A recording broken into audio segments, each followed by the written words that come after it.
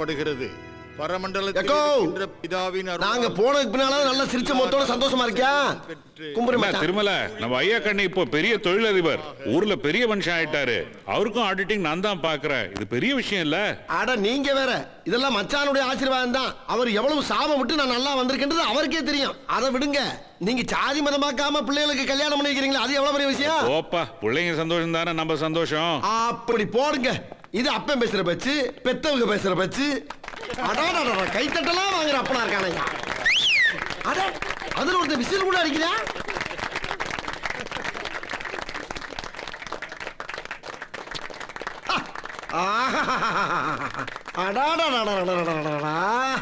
கண்கொள்ளா காட்சியப்பா. சபைக்கு நடுவுல தாலி கட்டுறதுக்கு முன்னால பொண்ணு மாப்பிள்ளை கையில முத்தம் கொடுக்குது. இத பெத்தவங்க பார்த்து பூரிச்சு சந்தோஷப்படுறாங்க. இது குடும்பம், இதுவும் குடும்பம்.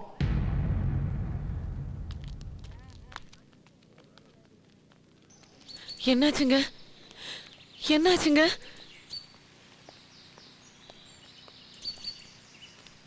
என்ன மச்சான், நம்ம பிள்ளைக்கு ஊர் கூடி ஒரு விசேஷத்தை பண்ணி பார்க்க முடியலன்னு மனசு உறுத்தலா இருக்கா? இருக்கணும், இருந்தா தான் அவன் மனுஷன். ஆனா நம்மளுக்கு இருக்காது. காலேஜில் படிக்கிற பிள்ளைக்கு ஒரு 4 சின்னதம் கூட இல்லாம நீங்க அடிக்கிற அடி வாங்கிட்டு உங்க காலடியில கிடந்தானே, அதுக்கு என்ன காரணம்? உங்க மேல இருக்க பயம் இல்ல, உங்க மேல இருக்க பாசம். பேசாம இரு. இன்னைக்கு நான் பேசணும், நின்னு பாரு. கடைக்கு வர்ற கஸ்டமர்ட்ட பூரா வியாபாரத்துக்காக பல்ல பல்ல காட்டி சிரிச்சு பேசுறீங்களே, அந்த மாதிரி ஒரு நாளாவது பொண்டாட்டி பிள்ளைகிட்ட சிரிச்சு பேசுறீங்களா? அவங்கள தான் சிரிக்க வச்சு பார்த்துருக்கீங்களா? எப்பவும் அரிசி 100 தடவை பொடிச்சு அதுல இருக்க கல்ல பொறுக்கி வெளியே வீசுவீங்க. இப்ப மனசை வெளியே போட்டு உள்ள கல்ல வச்சிருக்கீங்க. அதனாலதான் யார்ட்டையும் சந்தோஷமா சிரிச்சு பேச முடியல. என்னடா பேசிட்டு இருக்க? பேசாம இரு. உனக்காக தான் பேசிட்டு இருக்கேன். பேசாம. புள்ள பக்கமா புருஷன் பக்கமான எங்க அக்கா மாதிரி பொம்பளைங்க தவிக்கிற தவிப்பு எனக்கு தெரியும் மச்சான். உங்களை மாதிரி ஆளுக்கெல்லாம் தெரியாது. உங்களால யாருக்குமே சந்தோஷம் இல்ல. அப்புறம் யாருக்காக சம்பாதிக்கணும், யாருக்காக உழைக்கணும்?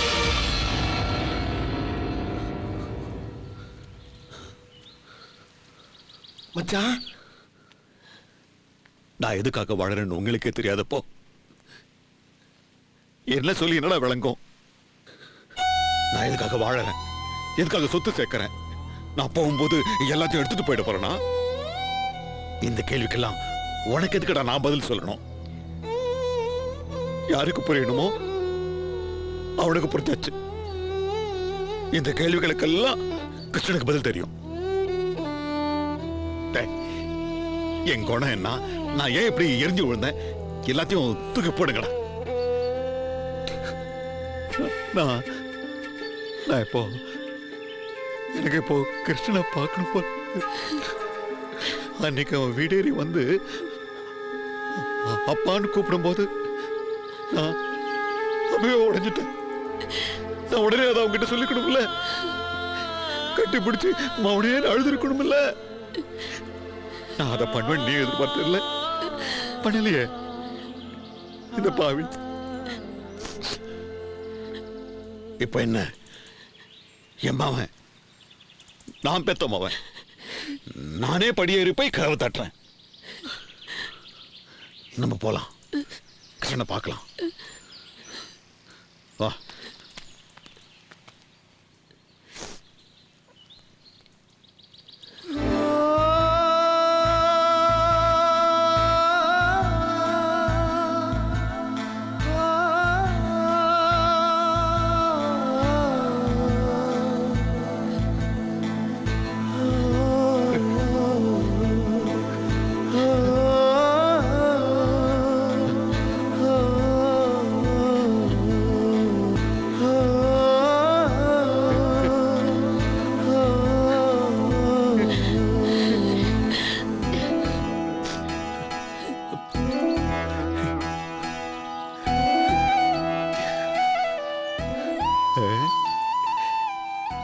என்கிட்டே வந்து இருந்து 2 கூப்பிட்டியா? எல்லாத்தையும் மீறி அப்பா மேல அவ்வளவு ஒரு இது முடியாதியா? வேலை செஞ்சு பழக்கணும் மாடு இல்லையா? நிறுத்த நான் உசுறு போயிடும். நான் என் இடத்துல இருக்கேன். எனக்கு நீ வேணும், என் மருமக வேணும். இதை செல்ல குட்டி வேணும். எனக்கு உன்னை பார்க்கணும்னு தோணுச்சுன்னா சட்டுன்னு பஸ்ஸை பிடிச்சி ஓடி வந்துடுறேன். என்ன பார்க்கணும்னு தோணுச்சுன்னா நீ வாடா வாடா என் செல்லமே. மாப்ள மச்சான் எப்படி பேச வச்ச சொன்னா அதுக்கு தான் அவர் கண்ணுல படாம ஒரு ஓரமா நின்று வேடிக்கை படுறான்னு சொன்னேன். வீட்டுல ஏதாச்சும் ஒரு பிரச்சனைனா குடும்பத்தோட ஒரு 5 நிமிஷம் உட்கார்ந்து பேசினா எல்லாம் சரியா போயிடும். இந்த பாரு மச்சான் பேசுறது எல்லாம் சரியா போச்சா? மச்சான் பேசுங்க, நல்ல ஆசையா பேசி மனசுல இருக்கலாம் கொட்டுங்க.